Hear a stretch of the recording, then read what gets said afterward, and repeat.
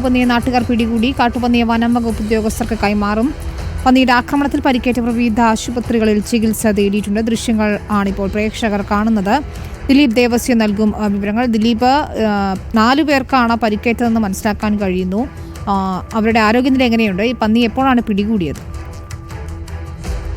വിനീത, ഇന്ന് വൈകിട്ട് 5:30 കൂടിയായിരുന്നു നാട്ടുകാരെ പരിഭ്രാന്തിയിലാക്കിയിട്ട് തെന്മല ഉറുകുന്നിൽ ജനവാസ മേഖലയിൽ കാട്ടുപന്നി ഇറങ്ങിയത്. ആ സമയം അത്രയും നാട്ടുകാർ പരിഭ്രാന്തിയിലായിരുന്നു. വൈകിട്ടോടുകൂടിയാണ് പന്നിയെ നാട്ടുകാർ പിടികൂടി. അതിസാഹസികമായിട്ടാണ് നാട്ടുകാർ ആ പന്നിയെ പിടികൂടിയത്. നമുക്ക് ദൃശ്യങ്ങളിൽ നിന്ന് തന്നെ വ്യക്തമായിട്ട് കാണാം. കമ്പും അതുപോലെ കയറും ഉപയോഗിച്ചാണ് ഇവർ ഈ പന്നിയെ പിടികൂടിയത്. ഇതിനിടയിൽ പന്നി കുതിര ഓടുമ്പോൾ 4 പേരെ തട്ടി മാറ്റുകയും അതിൽ നിന്ന് 4 പേർക്ക് പരിക്കേൽക്കുകയും ചെയ്തിട്ടുണ്ട്.